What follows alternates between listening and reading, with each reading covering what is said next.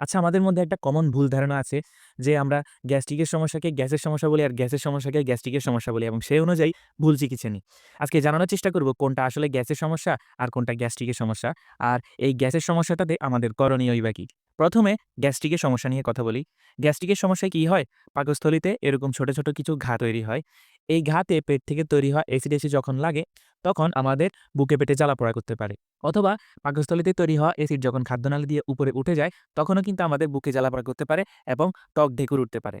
আর গ্যাসের সমস্যা হলো পেটের মধ্যে অতিরিক্ত গ্যাস জমে পেটটা ফুলে যায় কিংবা বেশি, বেশি বায়ু বের হয়। পেটে গ্যাস বা বাতাস মূলত ২ ভাবে তৈরি হয়। প্রথমত আমরা যখন খুব দ্রুত খাবার খাই কিংবা খাবার খাওয়ার সময় বেশি কথা বলি অথবা চুইং গাম চিপালে কিংবা ধূমপানের কারণে অথবা স্ট্র দিয়ে পানি খেলে প্রচুর পরিমাণে বাতাস তখন আমাদের খাদ্যনালী দিয়ে আমাদের পেটের মধ্যে চলে যায়। এটাকে অ্যারোফেজিয়াও বলা হয়। আর দ্বিতীয়ভাবে আমাদের এই পেটের বৃহদান্ত্রের মধ্যে কোটি, কোটি ব্যাকটেরিয়া থাকে যেগুলো আমাদের এই ক্ষুদ্রান্তে হজম না হওয়া খাবারটা যখন বৃহদান্ত্রে যায় তখন খাবারের সেই বিশেষ অংশটাকে ব্যবহার করে তারা শক্তি উৎপন্ন করে এবং বাই প্রোডাক্ট হিসেবে hydrogen gas, carbon dioxide gas এবং মিথেন গ্যাস উৎপন্ন হয়।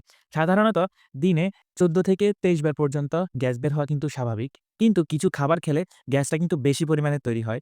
যেমন ডাল, ছোলা বুট, ফুলকপি, বাঁধাকপি, লাউ, পেঁয়াজ এসব খাবারের মধ্যে কিছু অংশে একটা যদি শর্করা থাকে যেটা আমাদের এই ক্ষুদ্রান্তে পরিপাক হয় না বা ভাঙে না, সেটা তখন সরাসরি আমাদের বৃহদান্ত্রে চলে যায় এবং বৃহদান্ত্রে গিয়ে ব্যাকটেরিয়া দ্বারা এগুলা ভাঙে। এছাড়াও কিছু, কিছু মানুষের দুধ বা দুগ্ধজাত খাবার খেলে এর মধ্যে থাকা ল্যাকটোজ যেটা সেটা ঠিকমতো হজম হয় না একটা এনজাইমের অভাবে। তাদেরও কিন্তু অনেক বেশি গ্যাস তৈরি হতে পারে পেটের মধ্যে। এছাড়াও সি ফুড, মাংস এবং ডিমের মধ্যে কিন্তু সালফার থাকে।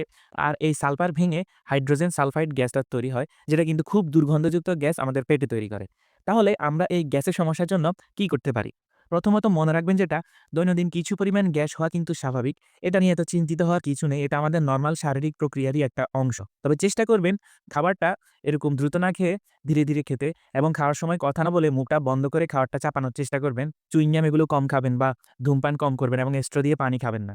যদি আপনার দুধ খাওয়ার ফলে অতিরিক্ত গ্যাস তৈরি হয় তাহলে দুধ এবং দুগ্ধজাত পণ্য কম খাবেন এবং পেটে যদি দুর্গন্ধযুক্ত গ্যাস হয় তাহলে এই মাংস এবং ডিম এগুলো পরিমিত পরিমাণে খেয়ে দেখতে পারেন। নিয়মিত ৩০ মিনিট হাঁটাহাঁটি বা ব্যায়াম করার চেষ্টা করবেন। এতে কি হবে আপনার এই কোলন যেটা এটা নাড়াচাড়া করে আপনার গ্যাসটা বের হতে সাহায্য করবে। এছাড়া আদা এবং এলাচের মতো প্রাকৃতিক উপাদান কিন্তু কার্মিনেটিভ বা গ্যাস নির্গতকারী হিসেবে কাজ করে এবং এটা আপনার পেট ফাঁপা এবং অস্বস্তিটাকেও কিন্তু কমাবে। এবং দীর্ঘস্থায়ী অ্যাসিডিটির জন্য এরকম ওমিপ্রাজল বা প্যান্টোপ্রাজল জাতীয় ওষুধ কিংবা গ্যাসের জন্য সিমেথিকন জাতীয় ওষুধগুলো চিকিৎসকের পরামর্শ ছাড়া কিন্তু দীর্ঘদিন ধরে খাওয়া যাবে না। যদি গ্যাসের সাথে আপনার হঠাৎ করে ওজন কমে যায় কিংবা আপনার খাবারটা গিলতে কষ্ট হয় বা মল কিংবা বমির সাথে রক্ত যেতে দেখেন এবং পেটে তীব্র ব্যথা হয়, তাহলে দ্রুতই একজন অভিজ্ঞ চিকিৎসকের পরামর্শ নেবেন। তো এই ব্যাপারে সবাই সচেতন হবেন, সুস্থ থাকবেন। গ্যাসের সমস্যার জন্য গ্যাস্ট্রিকের ওষুধগুলো খাবেন না শুধু, শুধু। শেয়ার করে সবার মাঝে সচেতনতাটা ছড়িয়ে দিবেন।